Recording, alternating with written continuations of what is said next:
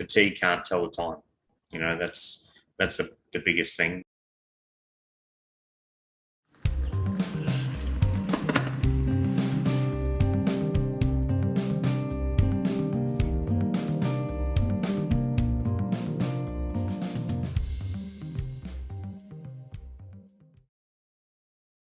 Well, fatigue is really your mind's not on the job.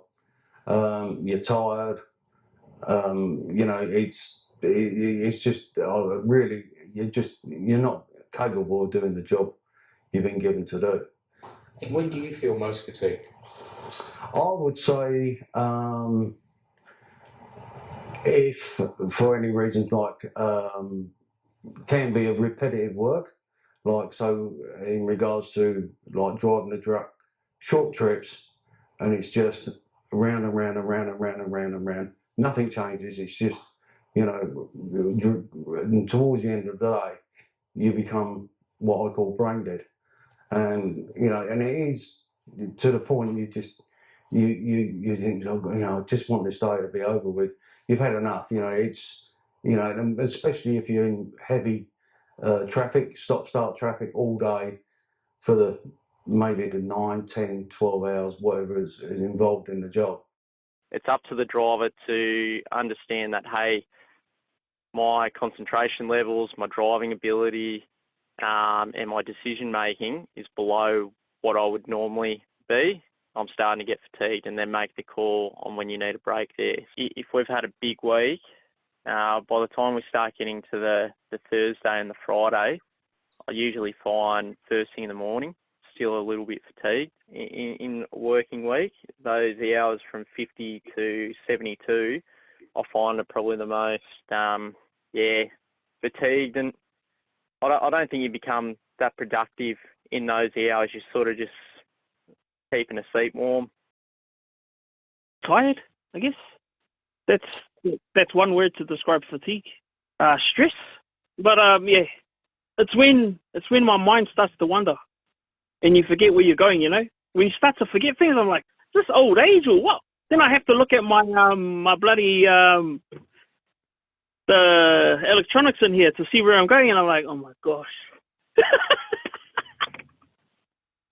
And then you snap out of it, and you're like, oh, yeah, I think I need a break.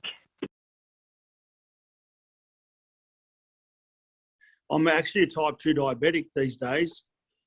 So I've got to watch my diet and that sort of thing, because that has a big bearing on fatigue. Being type 2, if I stopped and bought something with a lot of carbs, it makes you feel crap and sleepy too. Fatigue is also known as a silent killer. It impairs decision making, affects performance, slows reaction times, and reduces the ability to control emotions. On the road, it can affect lane tracking, speed maintenance, and alertness, all contributing to crash risk. Fatigue is known to contribute to 20 to 30% of all road deaths and severe injuries. And in 2020, 8% of all large truck loss crashes were caused by fatigue. Heavy vehicle operators are at high risk of developing fatigue that may even be chronic, affecting them physically, cognitively, and emotionally. For instance, sleepiness has been linked to reduced alertness and slower reaction times, resulting in greater crash risk. Driving for more than 4 hours without rest doubles crash risk, and a work shift of greater than 12 hours means a 2 to 4-fold increase in risk. It's also been found that drivers with only 4 to 5 hours sleep in the past 24 hours are more than 4.5 times more likely to crash than those getting a good 7 hours or more of sleep. As you become more tired, the risk increases, and this includes when you get behind the wheel after your shift. And it doesn't just stop at crash risk. There's evidence that shift workers are more likely to skip meals and make poorer food choices. Combined with a sleep deficiency, this can mean a higher incidence of obesity and the development of chronic diseases such as type 2 diabetes. So, as a driver, what can you do to minimise the risk of fatigue? Be aware of sleep loss and quality, and extended working hours, including your commute. Look for warning signs like difficulty in maintaining focus and concentration, struggling to keep your eyes open, and having less tolerance for other road users. Keep to your fatigue management plan with regular and restful breaks of at least 15 to 20 minutes every 2 hours. And prioritise quality sleep and avoid stimulating the brain before bedtime by putting aside the electronics and perhaps dimming the lights. Don't shortchange yourself on sleep. Aim for at least 7 hours. It's how the body and brain regulates and repairs itself. And maintain a healthy diet. Yeah, I was tired.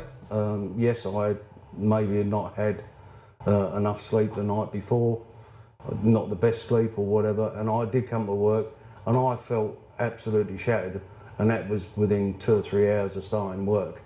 And what I did then is I actually came here, and this is before we had electronic fatigue breaks and things like that, and I just parked the truck up. Yes, I did have a sleeper cab at the time, and I jumped in the cab. I set my alarm on the phone, and I gave myself a 30-minute break, and I jumped in the back and crashed out for half an hour, and I felt really good after that. And I've told other drivers the same thing. If you can, and like even worse comes to this sort of scenario, we're in where we've got couches or things like that. If you haven't got a sleeper cab, get out of the cab, put your feet up here, and grab half an hour. You know, no one's going to say no. Drinking coffee, trying all that sort of thing. Wash your face, stop and wash your face. But the best is sometimes actually just to take a break, but get out of the truck, walk around. I used to walk around and around the truck, you know, wash my face, that sort of thing. But you have to have adequate sleep. If you haven't, it's one thing to have break time, but you actually have to you should have 8 hours sleep, you know. I try to have a nap, but if I can't nap, then I'll just go for a walk around the truck, or just walk out, you know, and just keep moving, just to keep myself going, you know. And then I get back in the truck and I'm good to go. Good music, a good night's sleep. But I know a lot of us have coffees, you know, we're on their coffee buzz. If I really want to get going, I listen to rap, Australian rap, bloody oath.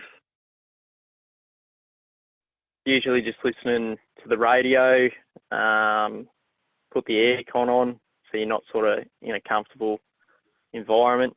And mate, sometimes it takes some idiot on the road to cut you off or nearly hit you for it to wake you up, in all honesty.